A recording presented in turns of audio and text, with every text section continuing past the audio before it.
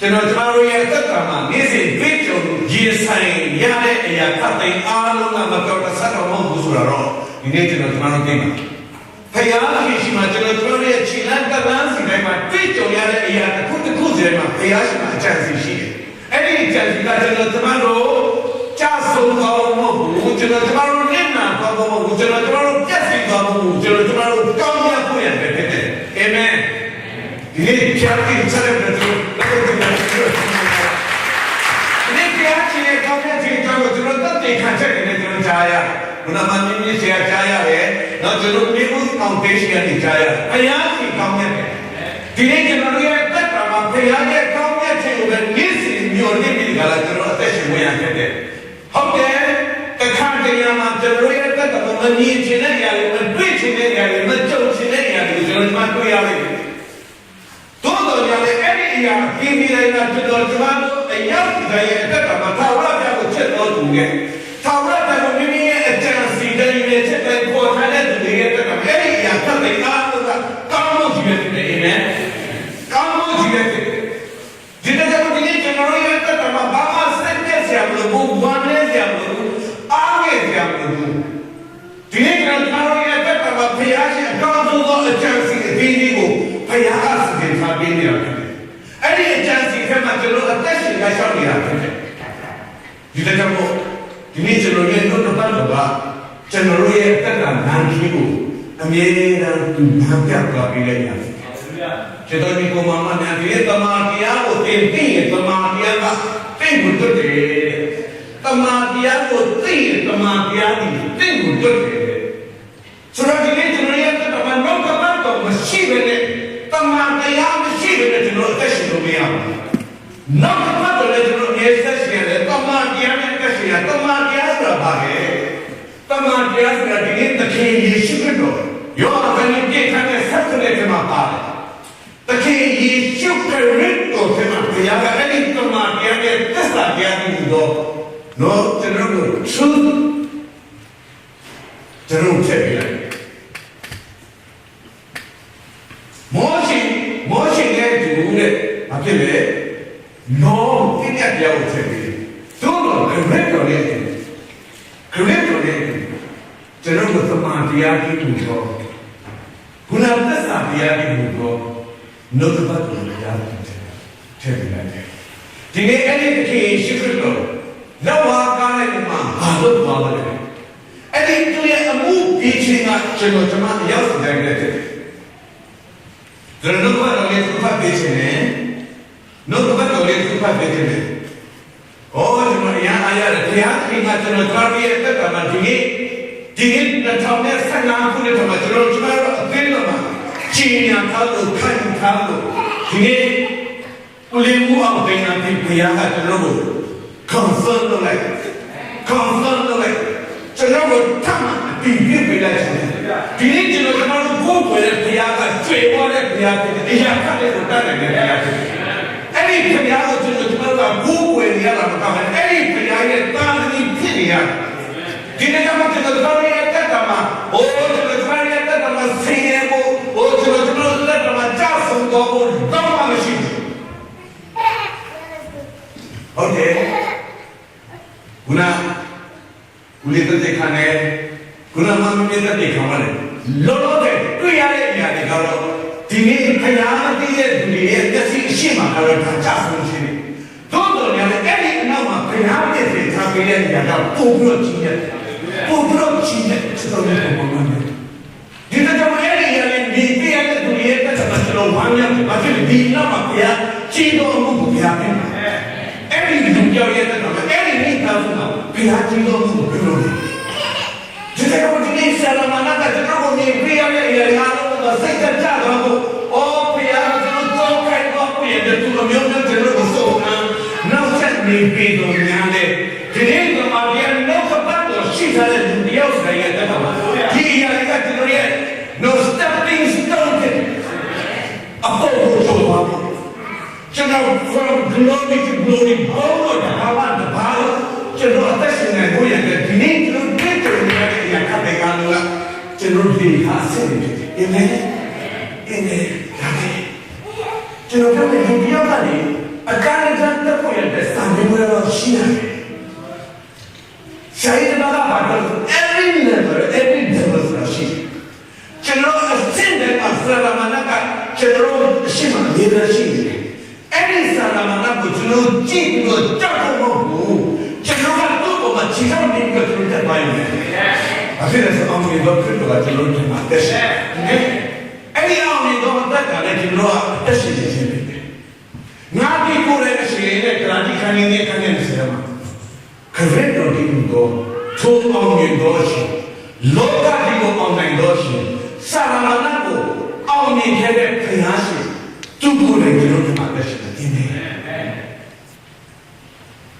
စာရမဏလုံးနိုင်စာရမဏလုံးနိုင်စာရမဏလုံးနိုင်လို့ဒီနေ့ဘုရားသားကိုကြီးတွေကျွန်တော်ရောမကျွန်တော်ပြောထားတယ်တောင်းလိုက်တဲ့ငါဘက်မှာရှိတော်မူတဲ့ပြေငါပြီးဘာဖြစ်လဲကြောက်စရာမရှိဘူးအဘယ်ဒီနောက်အဘယ်ကဲလို့The one he is in he is greater than the one who is in the world ငါကမှရှိတဲ့သူကလောကမှာရှိတဲ့တဲ့ကြီးဒါကျွန်တော်ရဲ့တက်တာဒီနေ့တင်တို့ရဲ့တက်တာဒီနေ့ကျွန်တော်ရဲ့တက်တာဖြစ်တယ် Hallelujahအဲ့ဒီအသက်တာနဲ့ဒီနေ့ကျွန်တော်အသက်ရှင်နေရတာဘုရားကအဲ့ဒီအသက်တာကိုလောကကြီးကိုသူကပြချင်တာတာမရတာမရတဲ့ဒီငါရအမေရိကန်ငါရတာကိုအပွေအပြည့်ဝင်ထားတဲ့ငါရတာကိုလောကကြီးမင်းတို့ကြည့်ရဘုရားကလည်းကိုယ်ကိုယ်ကျွန်တော်ကိုသူကလောကကြီးတွေမှာသူရဲ့ဘောသူရဲ့တက်တဲ့နေနဲ့သူကသွားတော့ရတယ်ဒီနေ့သူသွားလို့မရတာကတော့ဘယ်တော့ကျွန်တော်မသိဘူးလေနောက်တော့ဒီနေ့တော့စာရန်တော့ချသွားတယ်တော့ဒီမောင်ဖျားရဲ့ကျွန်တော် stepping stone နဲ့ကျွန်တော်ရဲ့တက်တော်မှာဖျားကပြင်ဆင်ထားပြီးတာအဲ့ဒီကိုကျွန်တော်ချဖို့ပုံကျွန်တော်ချီတော့နေတော့တက်သွားလို့ပဲကျွန်တော်ဒီကောင်မနဲ့ကျွန်တော်သွားပြီးချင်တယ်ဒီနေ့ကျွန်တော်ခံရတဲ့အရာခံနေအားကကျွန်တော်ခံရတာတကယ်ကြီးရှုပ်တော့ဖျားကျွန်တော်ခဲရတယ်ခံရတယ်သူခံရပြီအဲ့ဒီနောက်မှာဒီACC နောက်ကဘာကိုလည်းပဲတက်ရှိကျွန်တော်ကယောရှုခရီးတဲ့ခရီးရှေ့မှာလည်းပြောထားတယ်ကျွန်တော်ကလည်းနေညမပြတ်နောက်ကဘာကိုဆင်ခြင်ထိုက်ရတော့သူတဲ့အဲ့ဒါအောင်မြင်တော့သူအောင်မြင်တော့သူဒီနေ့နောက်ကဘာကို这么一他的也看来安了，今天这种也安稳起来。哈利路亚！今天咱们这种培养业大的呢，这点是的呀，那里嘛就这么说的。这种也大家都培养大的这点，培养业安稳看这点说的，就是那嘛说的。这种也大家好的，这种也那样么，这种也把它这个嘞，这种今天在心里呀，我不。ကျွန်တော်ဒီနေ့ကြည့်ပြလာတာမဟုတ်ဘူးကျွန်တော်တိုက်တမကနေလာတယ်သို့တော်ညာလည်းဒီနေ့ကျွန်တော်တို့ဘာနာလုံးနဲ့ကျွန်တော်တက်ရှိရမယ်ထာဝရဘုရားရှိတဲ့တက်တယ်ဒီနေ့ကျွန်တော်တက်ရှိတယ်ဘာကြောင့်ကျွန်တော်ရဲ့တက်တာဘာလို့ကောင်းမပြရလဲတရားဟောတဲ့ခံရတဲ့ဆက်လက်ရှိတယ်ဘာလို့လဲအမြင်နဲ့ဖြစ်စီတယ်ကောင်းဖြစ်စီရတဲ့အခွင့်ဘုရားကပြီးတာအဲ့ဒီရကတဲ့အားလုံးကျွန်တော်တို့နေ့ပေါ်ခါကြီးတိတ်ခါနေတဲ့ဆရာမအားလုံးပြောတယ်ထာဝရဘုရားရဲ့အားလုံးကိုဂတိတော်ဒီအားလုံးကိုကျွန်တော်တို့အာမင်လို့ပြောရပြီအဲ့ဒီဂတိတော်ဒီအားလုံးကကျွန်တော်တို့ရဲ့ဟုတ်တယ်ဟုတ်မှဒီဆိုတဲ့ຢာကိုကျွန်တော်တို့ကပြောရရင်ဘာဖြစ်လဲတကယ်ကြီးရှိတော့ကျွန်တော်ပြောခဲ့ပြီကျွန်တော်တရားဟောတဲ့ခါကြီးနဲ့ဆက်လက်ခုနှစ်ထဲမှာဣတိလာမျိုးတွေဘုရားကကျင့်ချင်းအာမင်ကကြောင့်ပြောလိုက်တဲ့ချိန်ခါမှာဣတိလာမျိုးတွေအာမင်လို့ပြောရတယ်အာမင်ဆိုတဲ့နေရာကအော်နှုတ်ကပတ်တော်ပြောတဲ့ချိန်ကျွန်တော်ရဲ့အသက်တာမှာဖြစ်ပါအင်းလို့ဝန်ခံရတဲ့အချိန်ဘာဖြစ်လဲဆိုတော့အဲ့ဒီအချိန်ကတော့ပြည့်တဲ့တရားရဲ့အောက်မှာရှိနေတယ်ဘုရားရဲ့ပြည့်တဲ့တရားကိုဘယ်သူမှအပြည့်စုံနိုင်မနိုင်တဲ့အခါမှာဘုရားရဲ့ကောင်းခြင်းနဲ့လာချက်ဗဒိနေတရားဟောတော့ဘုရားရဲ့ကောင်းကြီးမြင်လာတဲ့ဘုရားရဲ့ကျင့်ချင်းအမိလာတဲ့ဘယ်သူခံရတရားဝဲတဲ့ခိုင်နေတဲ့ဆက်ရှိသမှာအာမင်လို့ပြောရတဲ့အရာက အဲ့ဒီဘုရားရဲ့ကျင့်ချင်းအားလုံးကိုလည်းတို့အာမင်အာမင်လို့ပြောရတို့ကလည်းတရားဟောရတဲ့ခန်းကြီးနဲ့ဆက်လက်ရှိတဲ့ကိုရောက်လာတဲ့အခါမှာအာမင်လို့ပြောလို့မရဘူးဘုရားပြည့်တဲ့ကောင်းကြီးတင်လာတယ်တို့အာမင်လို့မပြောရဘူးအာမင်လို့ပြောပိုင်ခွင့်လည်းမရှိဘူးဘာကြောင့်လဲတို့ပြည့်တဲ့တရားတွေဘုရားနှုတ်ကပတ်တော်ဘုရားရဲ့ပြည့်တဲ့ချက်တွေကိုတို့စိတ်စိတ်နားထောင်လို့မနိုင်ဘူးဒီကြောင့်တို့အာမင်လို့ပြောရကြောင်းရှိတို့ကလည်းခရစ်တော်တော့ဝါကားလိုက်မှာအသေးခံပြီးတဲ့နောက်ပိုင်းမှာဒီနေ့ဗတ်တဲ့တရားတဲ့ဆိုတဲ့အဲ့ဒီဂျေဇုတော်တရားရောက်လာတဲ့အခါမှာရှင်ဘောလူကကိုရိန္သုကိုပြန်လို့ပြန်ပြောလိုက်တဲ့နေရာကအဲ့ဒီတရားဟောရတဲ့ဆက်တဲ့ကိုလည်းမကျွန်တော်အာမင်လို့မပြောနိုင်တဲ့အရာတွေအရာခပ်တဲ့အားလုံးကတို့တခင်ယေရှုခရစ်တော်အားဖြင့်ကျွန်တော်အာမင်လို့ပြောနိုင်တယ်ကျွန်တော်ဒီဘုံတော်နဲ့ဒါတင်တဲ့ကျွန်တော်တို့ပဲဒီနေ့တင်တဲ့ကျွန်တော်တို့ပဲဒီနေ့ကျွန်တော်မတော်တဆမဘူးဒီနေ့ကျွန်တော်ကြားရတဲ့တပ်တွေခံချက်တွေကမတော်တဆတော့မဟုတ်ကျွန်တော်ဒီဘုံတော်နဲ့ဒီနေ့ဖယားကသူ့ရဲ့တော့တပတ်တော်မှာကျွန်တော်တို့ကိုဖြစ်တယ်သူအတိအကျပေးတာဘာမှဒီလိုလေကဟောမောတော့ကနေတာ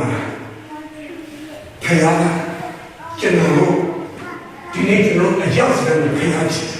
ဖယားရဲ့ငကိုသူ့ရဲ့နှလုံးသားကဒီနေ့ကျွန်တော်တို့ကိုကြွေဝခြင်းချမ်းသာခြင်းကြောင်းပြည့်ခြင်းခွင့်နဲ့ဘုရားကအသက်ရှင်ခြင်းလို့သူ့ရဲ့သားကိုသူတစ်ချက်လုံးကိုပြတယ်။အဲ့ဒီတော့ဘတ်တော်ကလည်းသူပြောတဲ့ဘတ်တော်ကဒီတော့ဘတ်တော်ကမရှိဘူး။ဒီတော့ကျွန်တော်တို့ပြည့်တဲ့စား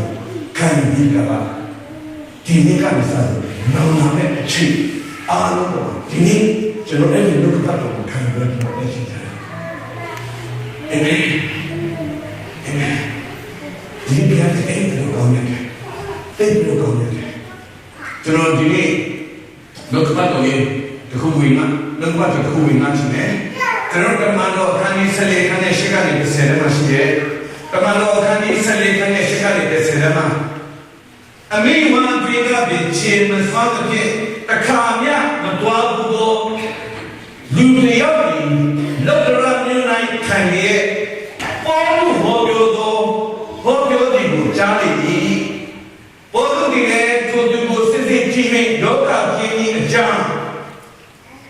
တိုင်းမှာတရားလို့ကြည်တော့ကနေဆိုတဲ့ထိုသူကြီးရုပ်ရဲ့ခံပြီးလမ်းသွားလိမ့်ကျွန်တော်ပြောခဲ့ပေါ်လို့အမအနာပြောက်ကင်းခြင်းအကြောင်းပေါ်လို့မပြောဘူးတော့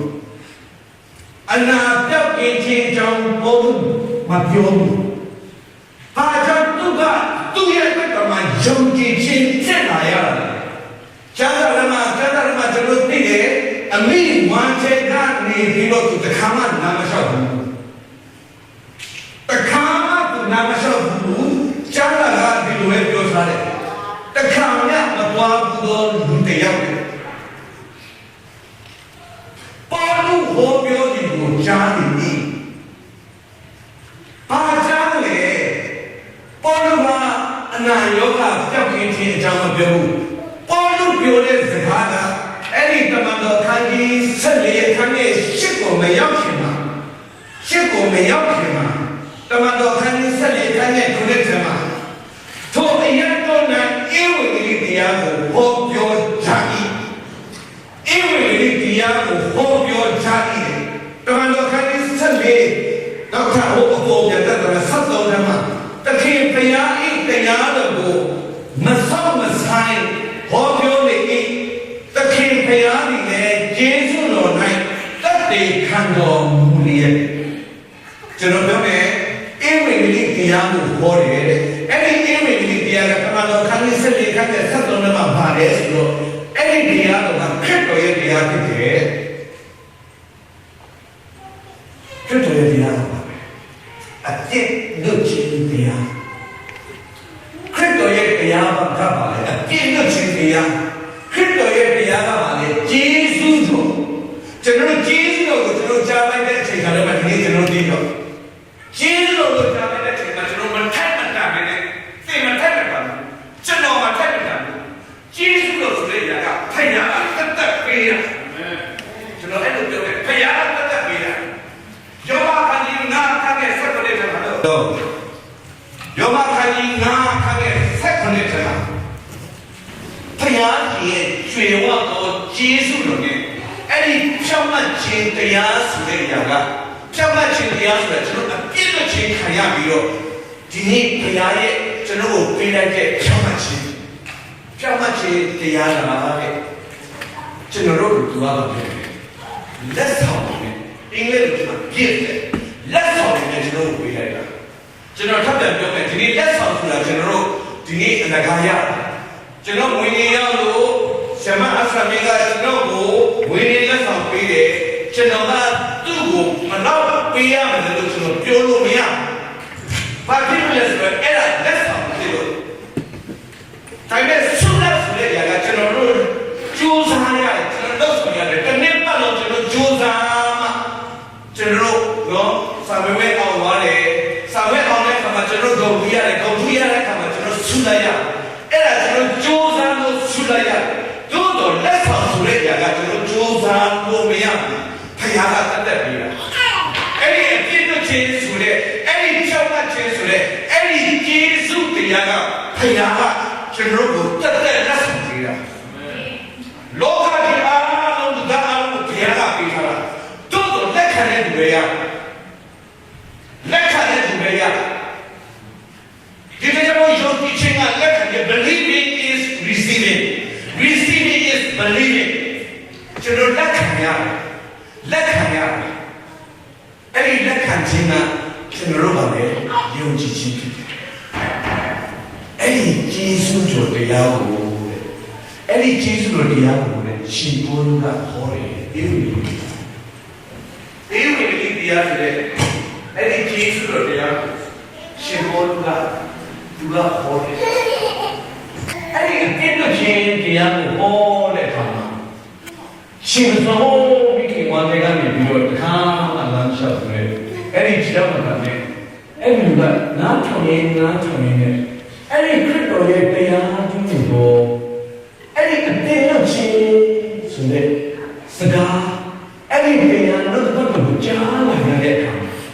သူရဲ့အသက်ကတည်းကယုံကြည်ခြင်းဒီနေ့ဂျူးလူတွေရဲ့အသက်ကမှရှိတယ်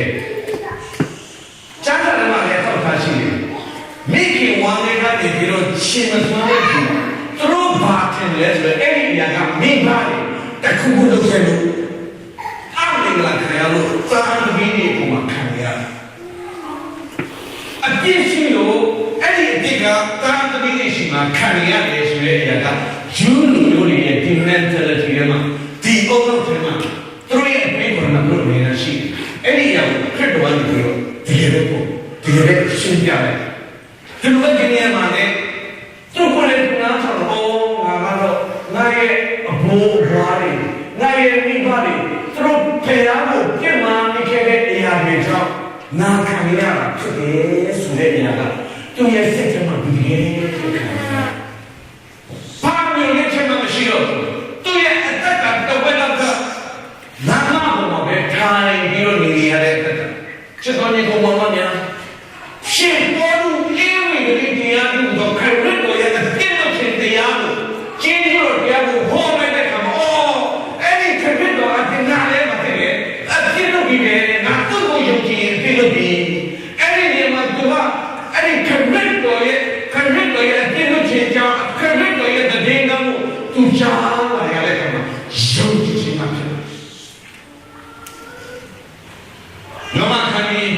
30ခန်းနဲ့ခုနှစ်ခန်းအခန်းငယ်7နဲ့မှာယောမခန်းကြီး30ခန်းငယ်7နဲ့မှာဘာပြောလဲဆိုတော့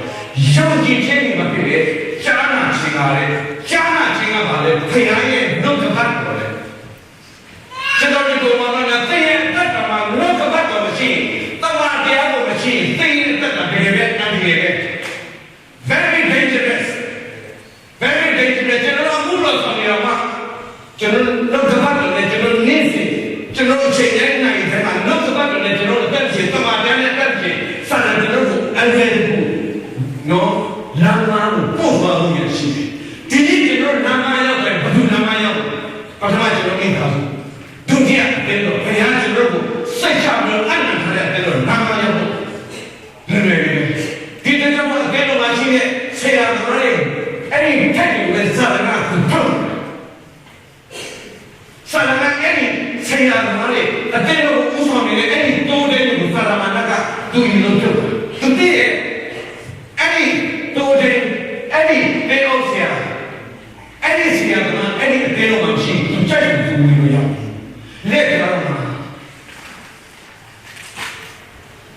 저번에 보면 뒤에 때로의 생각에 때로 수습니다. 다음에 뒤에 지금 보시면 변하게 저의 고액가도 싸움하고 싸움이나 배양해.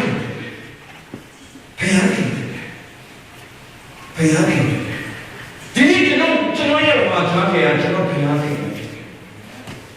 저의 아고게 저는 배양해. 너그것도 그냥 너그것도 뒤에 너그것도 시간에 좀 어떠신 거예요?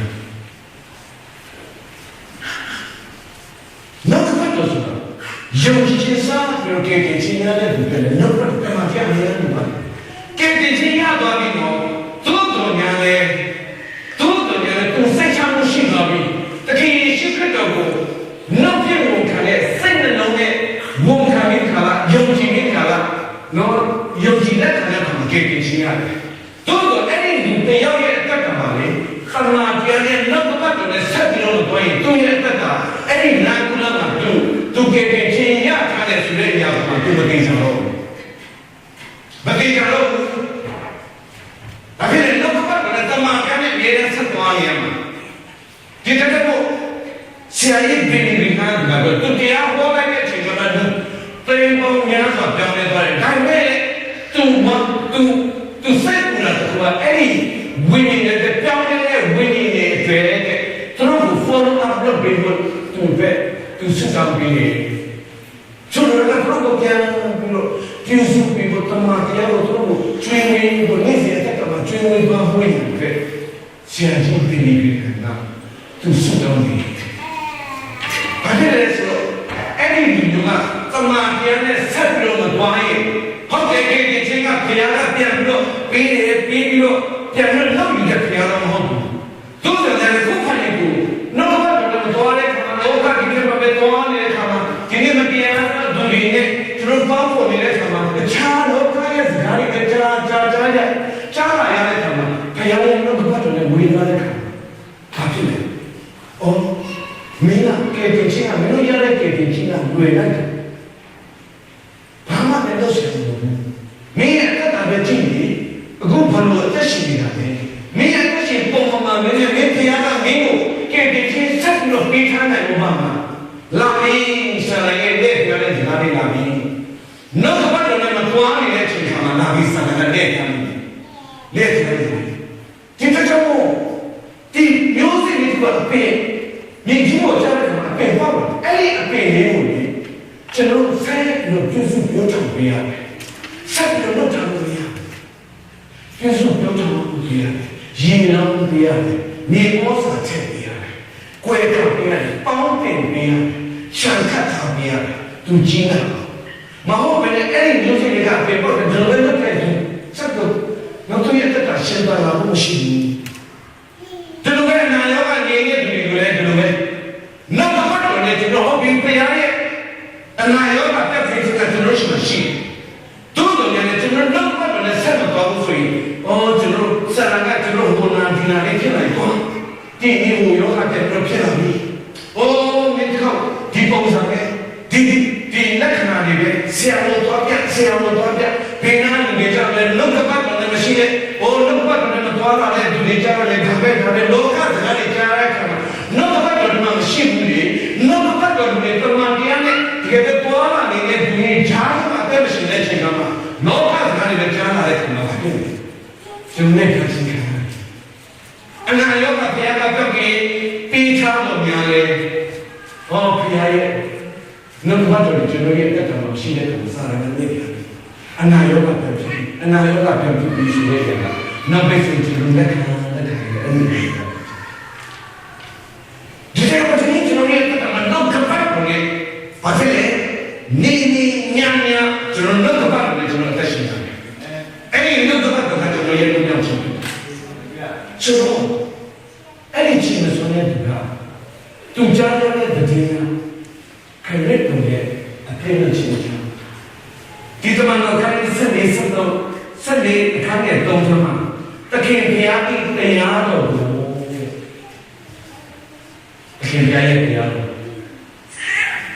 Tapi dia tiada. သူကြားတယ်အပြည့်လို့ချင်းကြောင်ကြားတယ်ဩအဲ့ဒီတော့ငါရဲ့အဖြစ်အအားလုံးနဲ့ငါရဲ့အဖြစ်အအားလုံးနဲ့ဆိုရတဲ့ကြားတယ်အဲ့ဒီခရစ်တော်ရဲ့အင်းဝိတရားဆိုတာကျွန်တော်ပြောတယ်ဖယားရဲ့အင်းဝိတရားဆိုကျွန်တော်နောက်တမန်တော်မှာပဲကြည့်ရင်ကျွန်တော်ရတယ်ကျွန်တော်အများကြီးပြောတယ်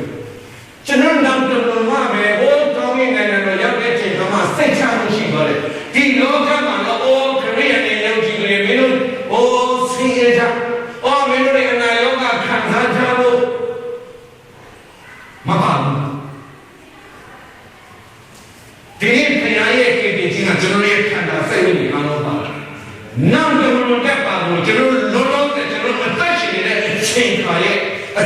မှာကျွန်တော်တို့ဒီလိုချမ်းချမ်းမှာကျွေးဝချမ်းသာခြင်းနဲ့ကျွန်တော်အသက်ရှင်ရဖို့ရတယ်ဘုရားကျွန်တော်တို့အလို့ရှိတယ်သူလောက်ပါကမ်းလိုက်မှာသူသိတယ်သူလောက်နေတယ်ဒီတကတော့လူအပေါင်းတို့ဒီတမန်ကဲ့တင်ခြင်းတို့ရောက်နေကျွန်တော်လူအပေါင်းတို့ဒီကဲ့တင်ခြင်းတို့ရောက်နေတမန်တရားကိုသိစေခြင်းကမာလို့ရှိတယ်ကဲ့တင်ခြင်းရောက်ပြီးတော့ဒီတမန်တရားမသိရတဲ့လောကကြီးမှာဘိုးဖုတ်တဲ့ကိုယ်နဲ့တက်ရှိတယ်ကဲ့တင်ခြင်းတို့ရထားတယ်တကယ်ဒီလိုဖြစ်တယ်ဒီခရီးကဲ့တင်ခြင်းတို့ရထားသူရဲ့တက်ကဘာမှမရဘူးကြည့်လိုက်စီရောမှာဖုတ်လိုက်နဲ့အသက်ရှင်နေရကတိပေါ်မှာအသက်ရှင်နေရစီဘလောဘာပါဘလောအသက်ရှင်နေရဒီခရီးတက်ကသူများရှိရပဲနေတော့ဘလောတောင်းစားနေရသူများရှိရပဲနေချင်းလာပြီးတော့စားနေရဘာသာ့မှမဖြစ်ဘူးဘာဖြစ်လဲတမန်တရားကိုမသိလို့တမန်တရားကိုဒီနေ့တင်တဲ့တမန်တရားကိုသိပါပြီဒီနေ့တင်တဲ့တမန်တရားကိုသိပါပြီဒီနေ့ကျွန်တော်ရဲ့အသက်တာမှာဖခင်ရဲ့တားကနေနဲ့ကျွန်တော်ဒီလောကမှာဖခင်ကတက်နေနဲ့ကျွန်တော်အသက်ရှင်ခိုင်းနေတာဒီနေ့ဖခင်ကဒီလောကကြီးမှာသူ့ရဲ့အမွေခံနေတဲ့သက်ရှင်ရကျွန်တော်ဖောက်လိုက်ကျွန်တော်အသက်ရှင်နေရတယ်ကျွန်တော်ဒီနေ့ကချင်းနာပြီးအသက်ရှင်နေတာဖခင်ရဲ့အမွေမဟုတ်တာစဉ်းစားကြည့်လေဖခင်ရဲ့အမွေအဲ့လိုမဟုတ်ဘူးလေကျွန်တော်ရဲ့ဘက်ကကြည့်ပြီးတော့ကျွန်တော်ဒီနေ့ရှာတဲ့ချင်းနာတောင်းစားနေရတာတော့ရဲ့အဖေဘာအမွေလဲသူ့ဖေဘာအမွေပေးထားလို့လေကြည့်ကျွန်တော်ရဲ့ဘုရားကြီးချက်ချတယ်အဖေကြောင့်ဆိုကဲ့တင်ခြင်းလို့ရတယ်ကဲ့တင်ခြင်းလို့ရောက်တယ်တမန်တရားကိုသိစေခြင်းနားလို့ရှိတယ်ဒီနေ့တမန်တရားကိုသိတဲ့အခါကျွန်တော်တို့လောကကြီးမှာအောင်မြင်ဖို့သူနဲ့အသက်ရှင်ဖို့ရကျွန်တော်တမန်တရားကိုသိတဲ့အခါမှာကျွန်တော်ကြွယ်ဝချမ်းသာခြင်းနဲ့ကျွန်တော်အသက်ရှင်လို့ရဘူးကျွန်တော်တမန်တရားကိုမသိတဲ့အခါမှာလောကဘက်ကိုမသိတဲ့အခါမှာကျွန်တော်လောကကြီးမှာတာရီစိုးဆိုင်ရတဲ့သူတွေနဲ့ကျွန်တော်အသက်ရှင်လို့မရဘူး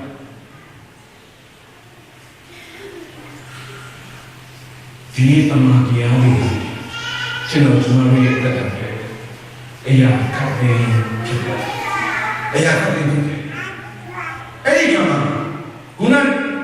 ကြည့်ဘုရားကြီးကတခင်ဘုရားကြီးတမန်တော်ခန်းစက်ခက်တဲ့တော့တခင်ဘုရားကြီးတရားတော်ကိုမစောမဆိုင်နဲ့မမလိုကမစောမဆိုင်လို့ပြောတယ်အင်းနဲ့တော့ဘိုးကြီးရဲ့ရေးပါပြီးဟောပြောတယ်တခင်ဘုရားကြီးရဲ့ကျေးဇူးတော်၌တပ်တဲ့ခံတော်မူရဲ့တဲ့နမိတ်လက္ခဏာအအောဝဲအမှုများကိုဘာဖြစ်လဲ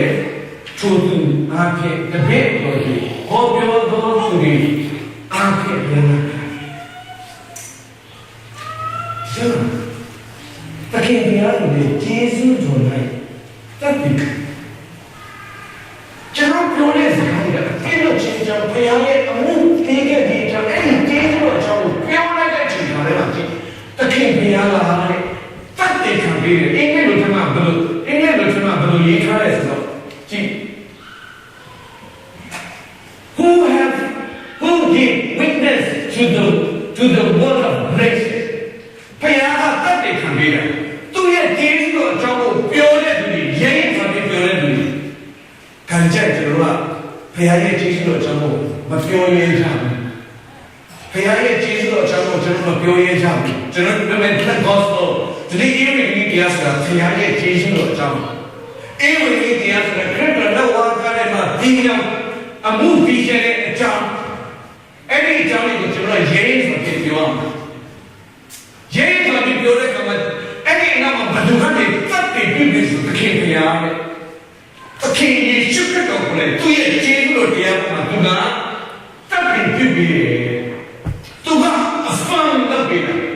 အတိအကျပြီးတာအဲ့ဒီပြုတ်ခြင်းကအဲ့ဒီပြုတ်ခြင်းကဘာဖြစ်လာလဲဆိုတော့ဘာတက်ဖြစ်လာလဲဆိုတော့ signs and wonders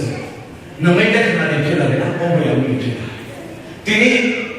signs and wonders အနာရောဂါတွေဝင်သွားတယ်ဒီနေ့ကျွန်တော်ရဲ့ကတည်းကချင်းအောင်ချင်းပြင်းနေတာလုံလောက်သွားတယ်ဆိုတဲ့ကကျွန်တော်ဟောပြောတဲ့လူကောင်းလို့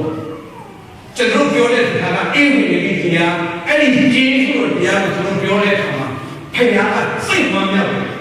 ဘုရားကလည်းဘာပြောတဲ့ခါမှာအဲ့ဒီကျေးဇူးတော်တရားကိုသူကတကူထဲတဲ့ချိန်မှာ signs and wonders နော်နမိတ်တဲ့ခါလည်းအပေါ်ဝင်နေဖြစ်သွားတာ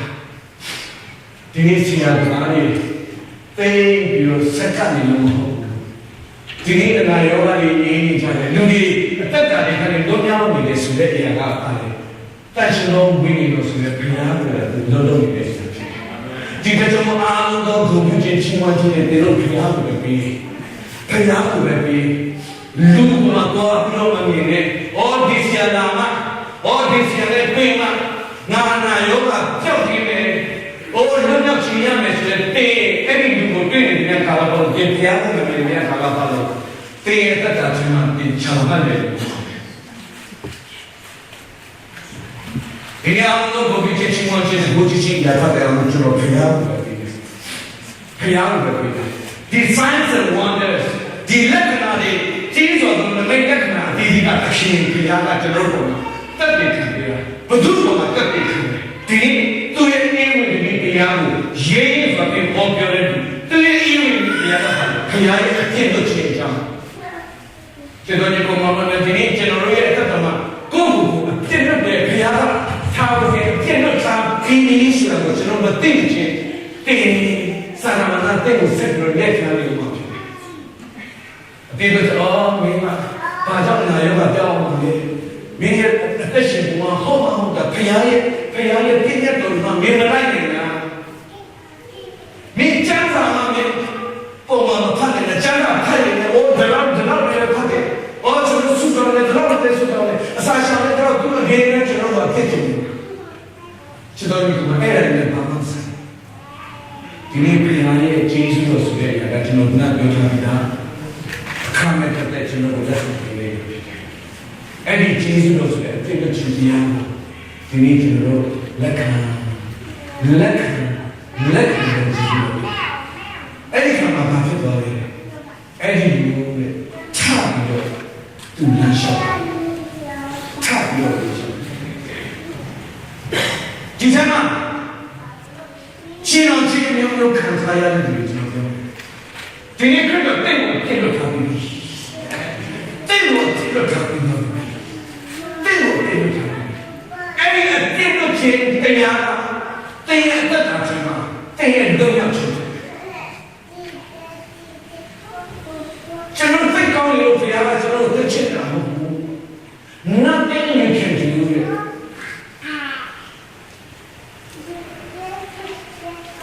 ဘုရားသိပြီးတော့ချက်သွားဖို့ရတယ်တဲ့ဘာမှလုပ်လို့မရပါဘူး Nothing you can do God make and love you ဘုရားကိုတဲ့ကိုချက်ဖို့ရတယ်တဲ့ဘာမှလုပ်လို့မရဘူးတဲ့ကိုဘုရားနောင်းလာအောင်လေတဲ့လုပ်လို့မရဘူးဘုရားကချက်ချင်းလေးပေါ့ God is loveဘုရားကချစ်ခြင်းနဲ့တင်ကောင်းကောင်းမကောင်းဘုရားချစ်ဒီကကြောင့်ကျွန်တော်ယောဂခန္ဓာနာခန္ဓာရှိချင်တာကျွန်တော်ပါတာဒီနေ့ကျွန်တော်ဘုရားကိုကျွန်တော်ပုံပြနေတယ်ဘုရားကိုကျွန်တော်တော်လာနေတယ်ဘုရားကိုကျွန်တော်ကြောခိုင်းနေတယ်ဘုရားကိုဘာနေတဲ့အချိန်ခါတွေကဘုရားကကျွန်တော်ကိုချစ်တာ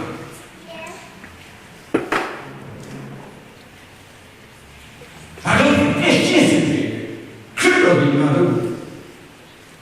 အဘယ်တော့ချစ်တော်မူဘုရားကကိုယ်တိုင်ထင်ရှားတော်ပြန်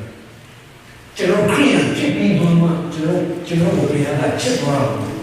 ကျမ်းစာမှာရှင်းရှင်းလေးပဲ Why we were still sinners ကျွန်တော်တို့ဒီနာအပြစ်ရှိစေခံပါဘုရားကကျွန်တော်တို့ချစ်အေးဒါကလည်းဘုရားကအဲ့ဒါဘယ်လိုလုပ်ချင်လူသားအားလို့ချစ်လူသားအားလို့ချစ်အဲ့ဒါမှသူနဲ့နော်အညောအားလို့ပါအဲ့ဒါမှမစလေပါလေဘုရားဘာပါလေဟိပါလေအညောမျိုးနဲ့ဒီပါခရီးကဘုရားကကျွန်တော်စားတယ် For God so loved the world that He gave His only begotten Son. ဘုရားခင်ကလည်းယုံကြည်လို့ဘောလို့ဒီပြည့်စုံခြင်းလို့ရထာဝရအသက်ကိုရစေခြင်းကဘုရားရှင်မိမိရဲ့တပါးတော်သားတို့ကိုစွန့်တော်မူပြီးတာခရီးရဲ့ချက်တယ်လို့ငေါ့ကြည့်တာလို့ချစ်တယ်ဟောစတဲ့ဒီကိုမနာတဲ့တော့အော်ဘုရားကခရီးရဲ့ချက်ကျွန်တော်ခရီးရဲ့တော့ဘုရားကကျွန်တော်ချစ်တယ်ဟောချက်တဲ့လူကဘုရားချစ်လို့ကျွန်တော်ချစ်တယ် I'm very special to you. ဒါပေမဲ့ဘုရားဘာပြောလဲ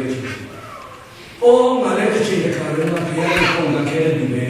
။ငါလည်းတစ်ချိန်မှရှိထားတဲ့သူပဲ။အဲ့ဒီအချိန်ကလည်းဘုရားကကိုချစ်နေတာ။ဘုရားကချစ်တယ်။တို့ဘုရားကတော့တစ်ခုလုံးချစ်တယ်။ဒါနဲ့ဘုရားရဲ့ချစ်ခြင်းကခံရလိုက်တဲ့သူကပဲအဲ့ဒီချစ်ခြင်းက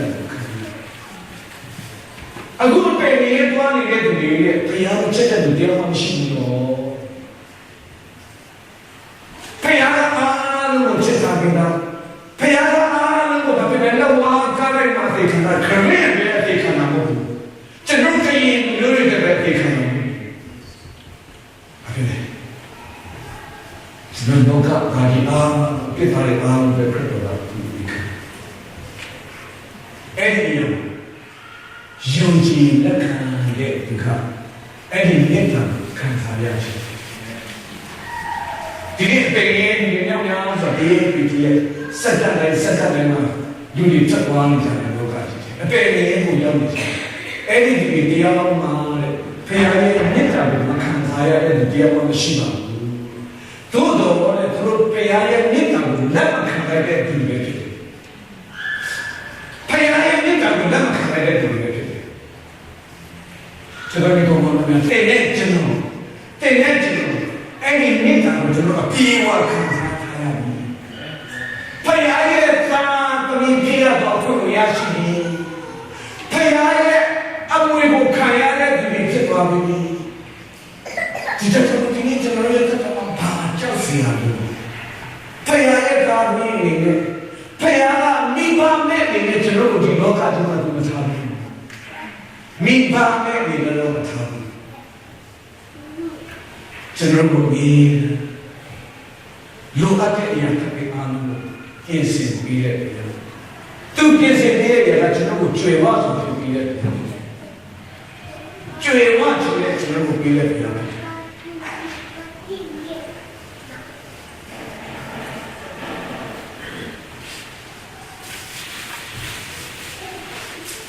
်နေဒီလိုမျိုးလေးယောရှဖတ်ဒီယောရှဖတ်ဘယ်အချိန်ခါလုံးရန်သူတို့ကလာတော့တိုက်တယ်တိုက်တဲ့အချိန်ခါမှာရန်သူကိုဖျားကကောင်းတဲ့တမန်အားဖြင့်ပြည့်စည်ပေးလိုက်တယ်အဲ့ဒီခါမှာရာဇဝင်ဒုတိယဆိုတဲ့ရပါတယ်ခါမှာခါတိနဲ့ဆက်ခါတိနဲ့ဆက်တော့ယောရှုနဲ့သူဤလူတို့ဒီရန်သူတို့ဥစ္စာကိုလူစုခြင်းအလာကြတော့အတေကောင်တို့ဤများစွာသောဥစ္စာအဖို့ထိုက်တန်သောတစားတို့ကိုပြည့်တဲ့ဖြစ်ထားမသွားနိုင်အောင်ရှိကြတယ်ဟယ်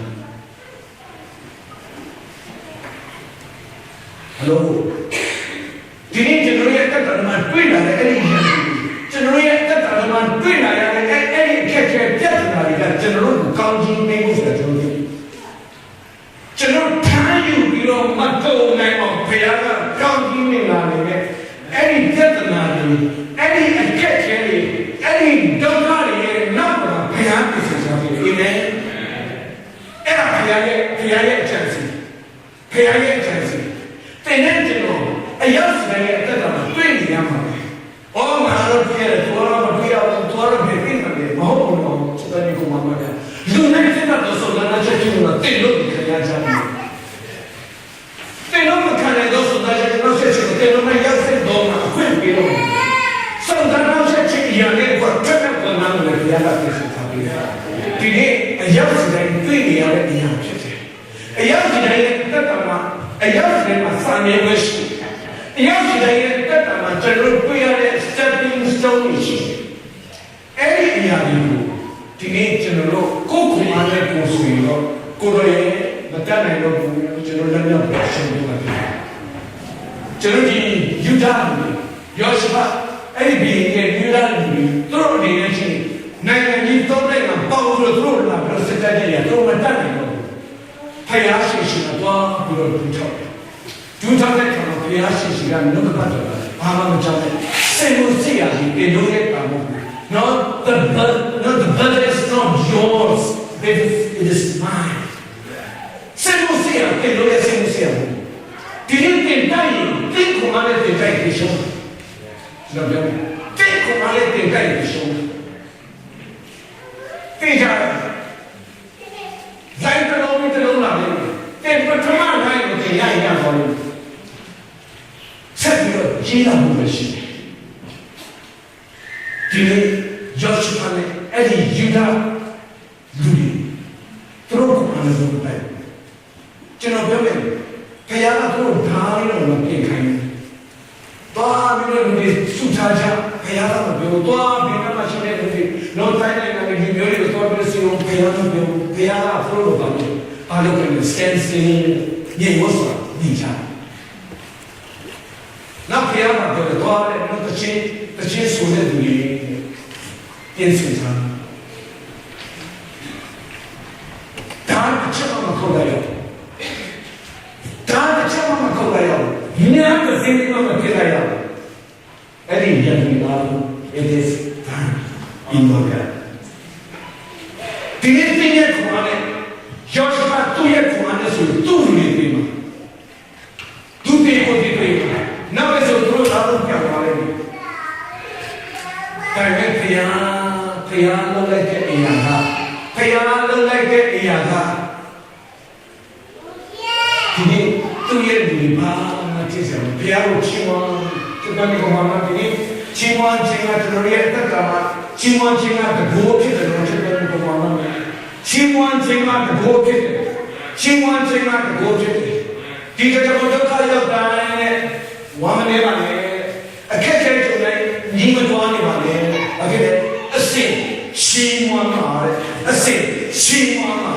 a sin, Chimon, a sin, Chimon. Hallelujah. You need to know that Mafia Chingo, not from glory to glory, born Bama, Mother Toro, China, Machimani, Mamma, the independent on energy to Kaya. The angel tomorrow, setting up in there, not to know walk and not to know walk and to know that in Jaya. To know that to know tiny area, to know twitch on the other chair, any young to get any Nasi, any catcher, to know tiny. Today, Kayaki Shima, Yoshua, to know, do tableau, to know, attention, Yoshua, engineer, Yuta, didn't be that of Kayaka, to hit the reactor, genetic, Kayaka.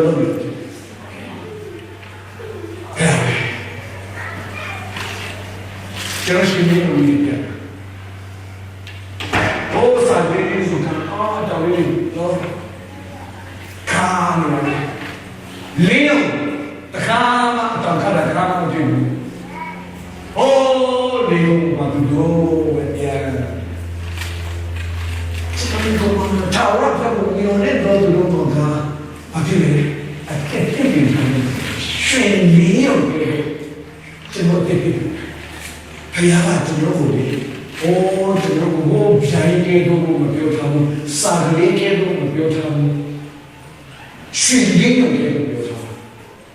Mong Dai ko mawe, Mong Dai ko mawe. Betul ko ni ne,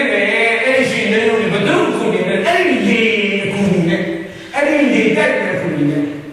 देखा बाला जी जरूरी है तो ऐसे देखा दर्शन हुई प्रियाय कुमी दर्शन नहीं नहीं चला जमा पता है करो जरूर कुमी है देखो तू बिजनेस में हाल दर्शन कुमी है ऐसे दर्शन हुई लोग जो प्रियाय कुमार जरूरी कदम कैसे दिल्ली जरूरी बोमा ये वो चीज़ जो तस्वीर है ऐसा जो वो पेशा ऐसा तमाकिया के चीज़ या ये तमाकिया वो तीसरी चीज़ तैयार होती है ऐसी तमाकिया सुने कन्विंटो चलो पे भालो चले लवा करने को अम्बू भी नहीं सुने चलो पे यहाँ का देखना वो दस होती है ऐसी कि ये शिक कर रही है चीज़ लोगों का चलो तस्वीर का शामिल है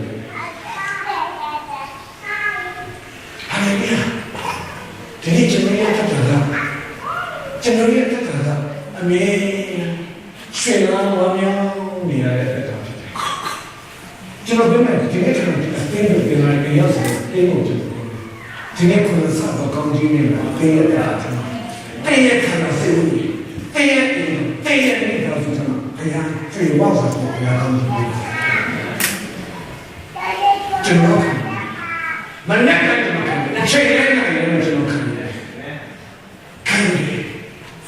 ဒီနေ့တရားရှင်ကကျွန်တော်တို့သူ့ရဲ့သားသမီးကိုကောင်းချီးပေးပြီးတော့တန်ခါရဲ့သားသမီးတွေဆိုတော့လောကကြီးကိုလက်လို့ထူလို့ပြချင်တယ်ဗျာ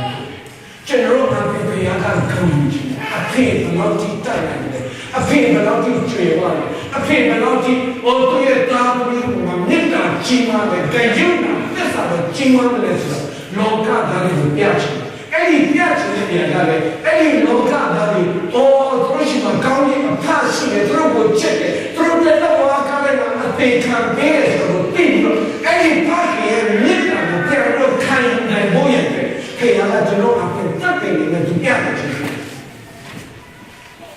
ဒီနေ့ကျွန်တော်တက်တယ်နဲ့ကျွန်တော်အသက်ရှင်နေတယ်တက်တယ်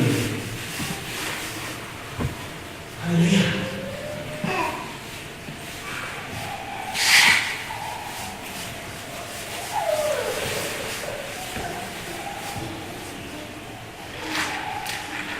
这个就是我们今天这个月那个，这个不对你看他呀这个，不对你看他呀的，这个来培养的，这个不对你看他呀的，家长才嘛培养的，都也随天魔都表了点的些，哎，这个不是解释了，阿不然。把这水路培养的好了，都要不给你正常，都要不给你正常。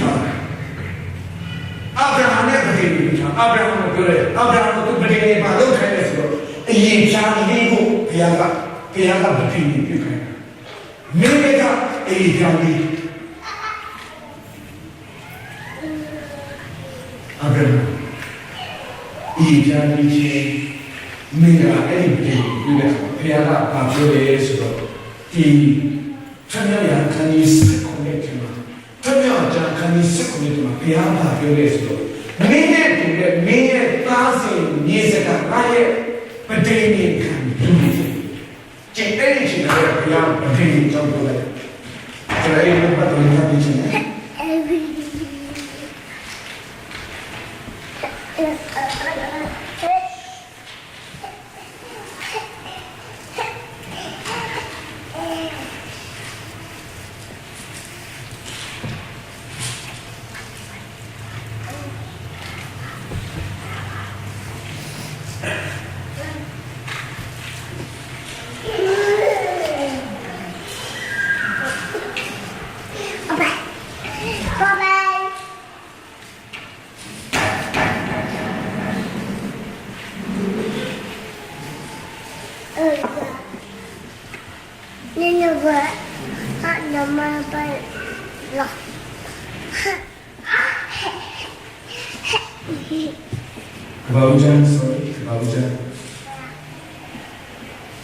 Baujan kami sebenarnya kami berbicara nadi ဘုရားဖြစ်တင်နာနိုင်တဲ့အမျိုးနဲ့ဘုရားဖြစ်နေဟုတင်နေတင်ဤအမျိုးအနွယ်အစစ်ဆက်တော့ငါပဋိညာဉ်ကိုသာဝရပဋိညာဉ်ဖြစ်စေစင်ရဲ့သူတင်ရဲ့သားစဉ်ရေးဆက်ပဋိညာဉ်ပါလေ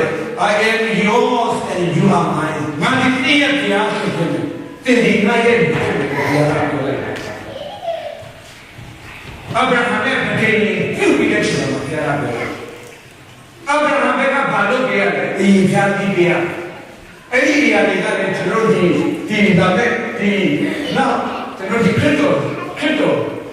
အခြေခံကြအဲ့ဒီဖြာပြီးခြင်းဆိုတာဘာလဲဆိုတာနော်ဒါရှေ့ပိုင်း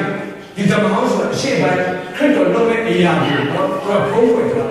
ခရစ်တော်ရောက်လာတဲ့အချိန်မှာအဲ့ဒီအရာအားလုံးကပြန်ပြီးဖွင့်ပြလိုက်ကြည့်အဲ့ဒီဗတိတိခံထားရတဲ့အိဒီလာလူတွေသူတို့ဘာမှသုံးချဆက်မရှိကျမ်းစာထဲမှာဖယားခင်လို့ကျွန်တော်က God လို့ကျွန်တော်ပြောကြတယ်ဒီနေ့လူတွေသိနေတာကတခြားလူတွေသိနေတာ God ဒါပေမဲ့အိဒီလာလူတွေကျမ်းစာထဲမှာပြန်ဖတ်ကြည့်တဲ့အခါမှာဖယားခင်ပါတယ်ထာဝရဘုရားပါတယ်ဘာကြောင့်ဖယားခင်လို့မတော်ရတာလဲဘာဖြစ်လို့ထာဝရဘုရားလို့တော်ရတာလဲကျွန်တော်ပြောတဲ့ဘုရားကြီးဆိုတာလူတိုင်းအားလုံးသိတယ်ဖန်ဆင်းတဲ့လောကကြီးကိုဖန်ဆင်းတဲ့တကူကြီးနဲ့ဆိုတာလူတိုင်းအားလုံးသိတယ်ဒီနေ့ဒီပြောတဲ့ဘုရားကိုမယုံကြည်ဘူးလားဆိုလူတိုင်းအားလုံးဘုရားကိုယုံကြည်တယ်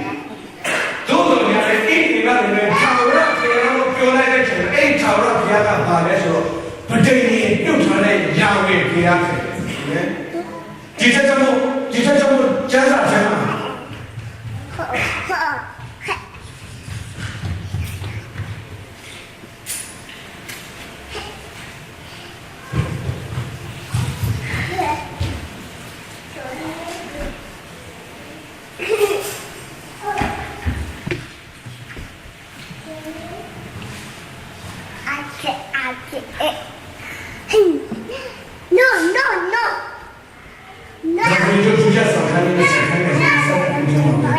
ကျွန်တော်ဘုရားရှင်ရဲ့ထာဝရဘုရားဆိုတာဘုရားလေထာဝရဘုရားဤဒီလာဤယံဒီတို့ကိုတိုက်တော်မူချောင်းကိုအခြားတိုင်းနိုင်ငံသာရှိသမျှတို့ဒီရှားရဲ့ဘုရားရှင်ကိုကြောက်ရွံ့ကြ၏ကြည့်နော်အဲ့ဒီတိုင်းနိုင်ငံသားတွေကတော့အဲ့ဒီဘုရားလောကကြီးကိုဖန်ဆင်းတဲ့ဘုရားတကူကြီးတဲ့ဘုရားဆိုတာကိုပြတယ်ထာဝရဘုရားဆိုတဲ့နေရာကိုဣတိနာမျိုးနဲ့ပြတယ်အဲ့ဒီထာဝရဘုရားဆိုတာဘာလဲဆိုတော့ပဋိညာဉ်ပြုထားတဲ့ဘုရားကိုပြောတာယာဝေဘုရား Lord လို့ပြောတယ် Lord လို့ပြောတယ်ယာဝေဘုရားပြောတယ်ဘုရားတခင်လို့မပြောဘူးဘုရားဖြစ်ဆိုရေဘူးရအပြင်ဒီနေ့လူတွေအားလုံးသိတာဘုရားရေဘူးရအပြင်လူမျိုးတွေကသိတာဘုရားရှိတယ်ဆိုတော့သိတယ်တို့ဆိုအဲ့ဒီဘုရားနဲ့ပဋိညာဉ်ပြုထားတဲ့သူပဲအဲ့ဒီဘုရားကြီးမဆာကြီးကျေးဇူးကိုခံရတယ်အဲ့ဒီပဋိညာဉ်ပြုထားတာဘယ်လိုလဲဆိုတော့ဘုရားအာဗြဟံကပဋိညာဉ်ပြုတယ်ပဋိညာဉ်ပြုတဲ့အခါမှာအဲ့ဒီဣလာလူမျိုးတွေအာဗြဟံရဲ့သားသမီးတွေဖြစ်လာတဲ့ဣလာလူမျိုးတွေကထာဝရဘုရားဖြစ်လာအဲ့ဒီထာဝရဘုရားဆိုတော့တဲ့ပဋိညာဉ်ပြုထားတာ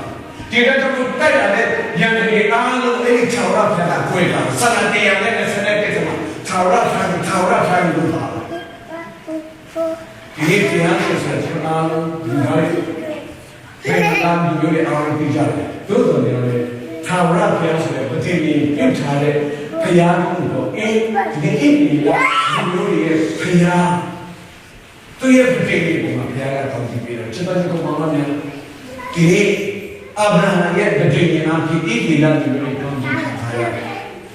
ဒီခင်ယေရှုခရစ်ရဲ့ပဋိညာဉ်ကိုမမပြောတယ်လား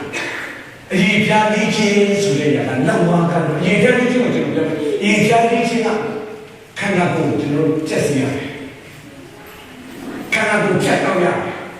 နောက်ထပ်ဒုတိယတစ်ခုကအသွေးထွေးရတယ်ဒီနေ့တွေ့တဲ့အရေးပြားလေးချင်းအသွေးထွေးရတယ်အဲ့ဒီဒီနေ့ခရစ်တော်ရဲ့အရေးပြားလေးချင်းကဘာလဲဆိုတော့နောက်မှာထားလိုက်တော့ခန္ဓာကိုယ်ချက်အသွေးထွေးခရစ်တော်ရဲ့ဖယားနဲ့သူ့ရဲ့ခရီးနဲ့ပဋိညာဉ်ပြုလိုက်တဲ့အရာကဟာဆိုတော့ခရစ်တော်ကိုယုံကြည်တဲ့သူကပဋိညာဉ်ခံတဲ့သူအင်း Bajani can be divided. General Bajani can be divided. Bajani can be divided. Did I come to the general Bajani, Bajani can have General, the Unity of the Party, he gets him on the Party. Did I come over the Pinto Gamaya, do it and not pay it. Tini, Kaya, down to me, Kaya, Kaya, did you come to me to Bajas? Bajas. See you, Bajas. Generally, a pop,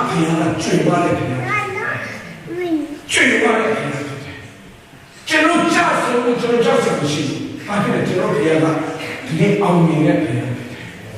Social General Johnson, and I know that I am General Johnson. Yes, I think I know what it is. Correct, no one can General Deluki. Jesus, if he got the Yuda Abraham, Kaya, the Penny, Kaya. Taura, Kaya, Gonji, Taura, Kaya, Quake, Taura, Kaya, Function, Taura, Kaya, Pussy, eating and Kaya. He said, oh, you know, down there, the Penny, correct, General Deluki. Two Canada, I think, second set, ye family, people, the education secret. Young children, that will be a young Payaya between the Indian Payaya between Kanzania and the theatre of Patos, Pawan Yashi, Paswin Yashi, A. Tomatia. Getting General Yagi Tomatia, busy Chima, Payati, the king is secret, no one can. Payaya between you take Payaya between you like Tini to the time. Eddie between Payaya Gonji and the Campania. Chitari woman. You need to read that. I mean, Nisi, Joe, Nisi, Nisi, Kazania, Catano, Joe only go to it. Every year, Catania, none. Twelve Gonji, she, how many she, don't Bama, General, no, she to Kaya at the machine. A young guy, the